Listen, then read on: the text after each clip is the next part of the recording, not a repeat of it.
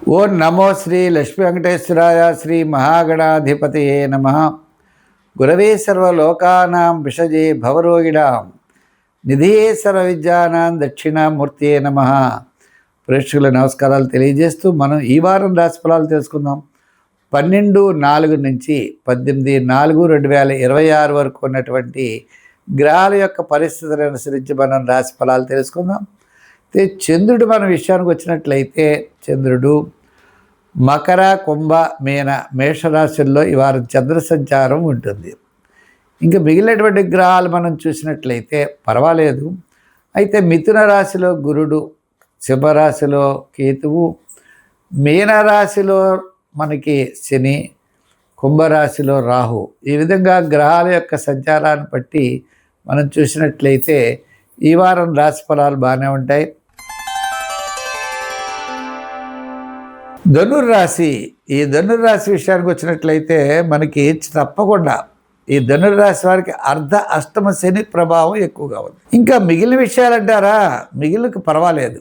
అంటే గురుడి యొక్క బలం అనుకూలంగా ఉండడం ద్వారా తప్పనిసరిగా బంధుమిత్రుల యొక్క సహాయ సహకారాలు ఉంటాయి. కుటుంబ ఆర్థిక సంతానపరమైన విషయాల్లో ప్రోత్సాహం ఉంటుంది. సౌపుణ్య కార్యక్రమాల్లో పాల్గొంటారు.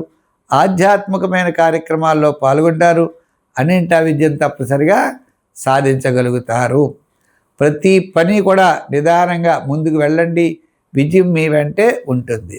అయితే ఈ రాశి వారికి వారపు మధ్యలో ఒక ముఖ్యమైన వ్యవహారం లాభిస్తుంది. వార ప్రారంభం సామాన్యంగా ఉంటుంది. వారాంతం మళ్ళా ముఖ్యుల్ని కలుసుకునే అవకాశాలు ఉంటాయి. వివాదాలకు మాత్రం వారాంతం జాగ్రత్తలు తీసుకోవాలి. ఏదైనప్పటికీ అంటే ఈ రాశి వారికి పబ్లిక్ రిలేషన్స్ బాగుంటాయి. విజయం తప్పనిసరిగా సాధిస్తారు. శ్రమ కూడా ఎక్కువ ఉంటుంది. అంచేత శ్రమకు తగిన ఫలితం కావాలి అంటే మనం శ్రమ పడవలసిందే. ఎంచేత శ్రమ ఎక్కువగా పడితే కానీ ఫలితం రాదు.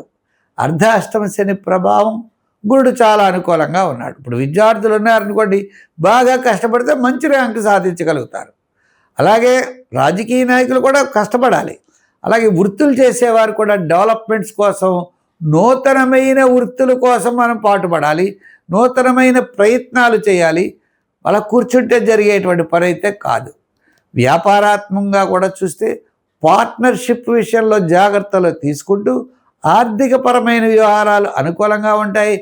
మనం జాగ్రత్తలతో ముందుకు వెడితే తప్పనిసరిగా విజయం సాధించగలుగుతాం. సంఖ్యల్లో 3, రంగుల్లో ఎరుపు వాడండి. ఆరాధన దగ్గరికి వచ్చేటప్పటికి హనుమాన్ చాలీసా రోజు చదవాలి. ఆంజనేయ స్వామిని పూజిస్తూ ఉండండి. అర్ధ అష్టమ శని ప్రభావం కాబట్టి ఆంజనేయ స్వామి యొక్క ఆరాధన ద్వారా విశేషమైనటువంటి ఫలితాలు తప్పనిసరిగా పొందగలుగుతారు.